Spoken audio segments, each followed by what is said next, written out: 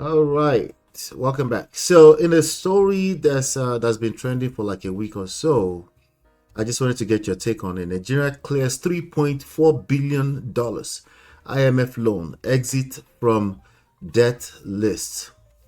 All right, so it's actually listed. I'm not sure if I can open this story. Let me see if I can open it. I hope so. But it was a story actually written by Ruth Olurombi, but actually was also trending on Reddit. It says, big news, Nigeria has officially cleared its $3.4 billion debt to the International Monetary Fund IMF. This loan was taken in 2020 under the rapid financing instrument to cushion the economic blow from the COVID-19 pandemic. In the IMF's latest report, May 2025, Nigeria no longer appears on the list of 91 countries with outstanding credit. The Tinubu administration is celebrating this as proof of responsible economy leadership and improved financial strategy. That said, it's not a full slate. Nigeria still owes the IMF service charges and interest, projected at around $29 million per year, based on current exchange rates from SDR until 2029. All right, so I'm looking at some other comments here. Say, might look significant to an average Nigerian, but this is a move in the right direction. Oh, sorry, might look insignificant to an average Nigerian, but this is a move in the right direction. Somebody said this is a milestone, definitely a step in the right direction. No more being in debt to them or their puppet masters. Somebody said, what about the World Bank and others? Somebody said, before you come after me, this was the response I got. Nigeria has fully repaid the principal of its $3.4 billion. All right. Another person said, with the final payment made April 30, 2025, however, interest and charges remain, totaling approximately $30 million in 2025. Then they said, with the following key creditors, Nigeria's external debt stood at $42.12 billion as of September 2024, with the key creditors, World Bank Group $17 billion, African Development Bank Group $3 billion, Exim Bank of China $5 billion, Agence Française de Développement France $641 million, and a plethora of a few other ones. Anyway, somebody said, congrats Nigeria from Pakistan. So I wanted to get your take on this in terms of, is this good news as far as you can hear? Or Abi, you just Well, so but yes, okay, Adura said yes, it's my pleasure. Ola, all the way from I guess he meant Okearo. Yes, of course. That's my guy. yes. Yep. Way back, the Okaro, yes. Anyway, let's come back. Okaro Akure, yes, not Okaro in Lagos. Yeah, Okearo uh, AK City. That's exactly what he said. He said Okearo AK City. yeah, I know. Yeah, because there is Okaro around the Giwa bus stop in Lagos. Are you serious? Yeah, Jewish What, Shaga what Chief, and all those. why we bring in another Okearo into this conversation? Yeah, Why? but yeah, let's take to the top caller. All right, sir. You Yes, sir. know Yes. why I was a bit reticent. Yes, I love Nigeria to do well, and I pray that Nigeria will do well. It's my hope. Mm-hmm. It's what I mean. It's my vision that Nigeria must do well because ultimately, the way people threaten and deport uh, immigrants, whether legal or illegal, under all kinds of pretexts, uh, and this way at times they threaten to denaturalize people. And even when somebody sometimes is born in the United, because what is really involved is not um, the consideration of getting rid of criminally minded individuals, but ultimately the card, the race card is what is usually involved in some of these policies, not just in the United States, but in most places against um, countries and the persons of African uh, origin. Why am I saying this? I want Nigeria to do well because you really do not know. If we don't say Nigeria, if we say Nigeria should not do well, if all these people, loony as they are increasingly turning every day. We must have a place that we can always fall back on. A place we can always go back to, a place that we would always see as our homeland.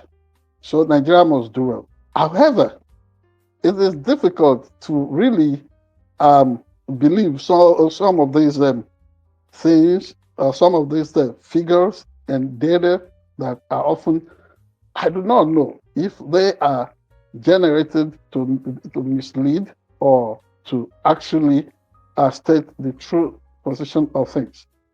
For example, you have given the other debt profile, apart from the one of the IMF that you said had been paid off. And I love to relate things to macroeconomic reality and the political economy of it all. Earlier today in Nigeria, the former vice president of the country, Atiku Abubakar, drew attention to the fact of the possibility of a violent revolution if care is not taken about the plight of the people of Nigeria. Yes, debts have been paid, but the question, or if this debt has been paid allegedly, the question must be asked: when the loan was taken for the purposes of cushioning the effect of COVID-19, I was in Nigeria during the COVID-19 tragedy, so to say, that pandemic. I was in Nigeria. There was little effect of government intervention in spite of this humongous amount of money that was said to have been taken. It is not just about palliatives or subsidy against the biting effect of COVID pandemic. How about other debts that were incurred in order to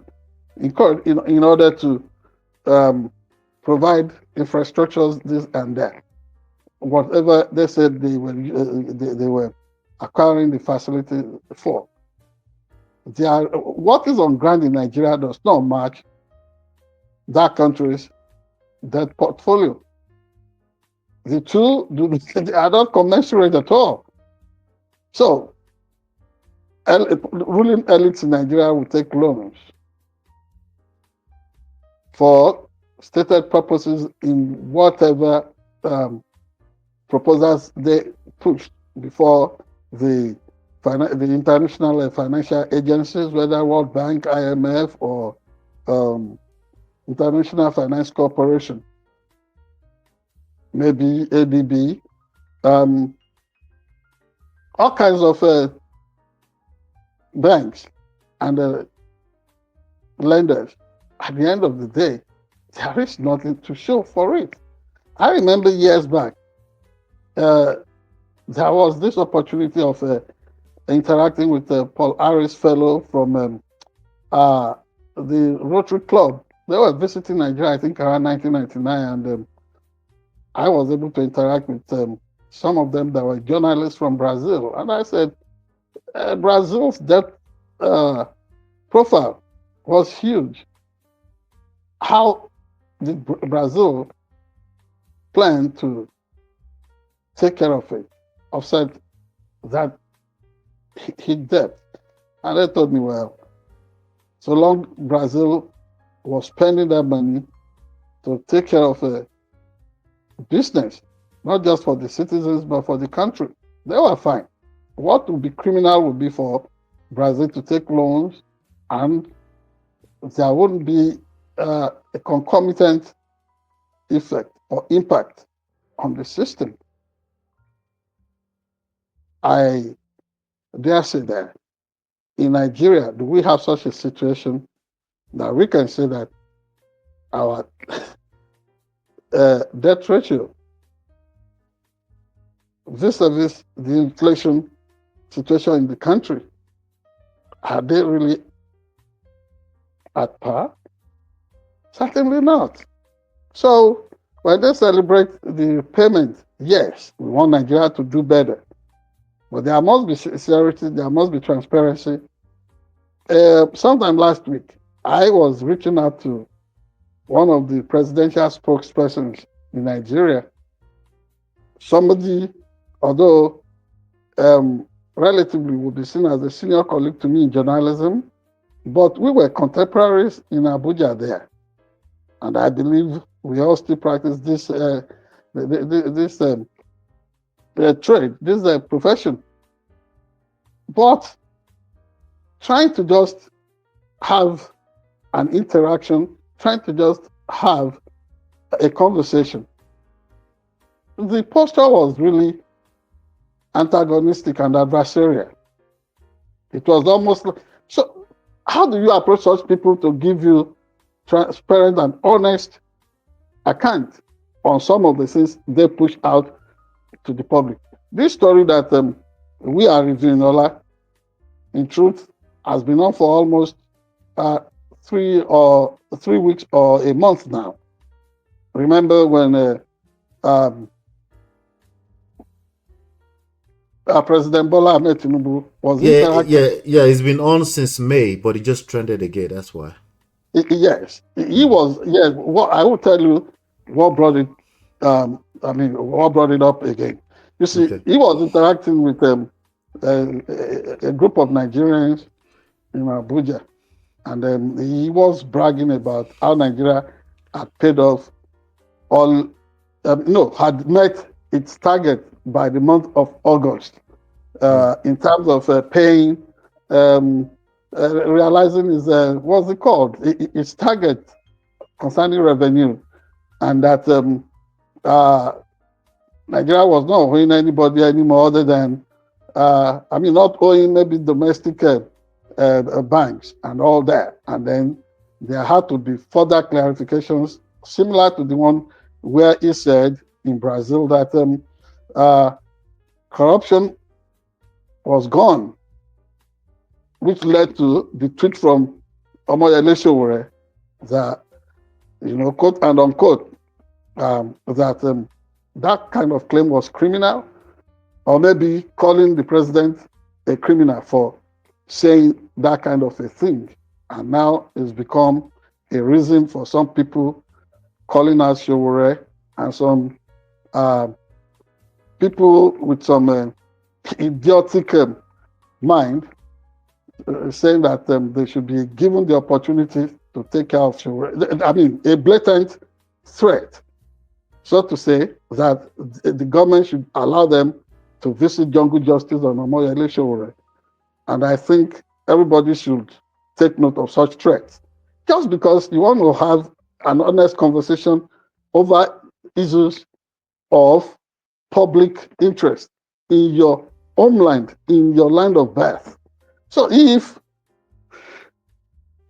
it's getting to that point that we cannot honestly hold each other to account, oh, Mr. President, tell us the details, the breakdown of all, of all these debts that you claim to have paid. If it's getting to that, honestly, one would have to just be a little bit cynical in accepting some of the claims often made by the government of Nigeria. Because sometimes, even when they are sincere, the antecedents in having to use some elements of mendacity and deceit really would want to, call for some hesitation on the part of us Nigerians, whether Nigerians at home or Nigerians in the diaspora, on how much of what the government serves, how much of what the government dishes out in terms of information can be trusted. However, like I said initially, I wish Nigeria well. I pray that we would get to that point where we would be able to pay everything off. But understand that whatever is really undercutting that system, whatever it's mitigating against the optimal performance of the Nigerian system, is really within that system. It's within that system. Part of it will be leadership. Part of it will be corrupt civil servants. Part of it would even be insincere reportage on part of some journalists in the system there.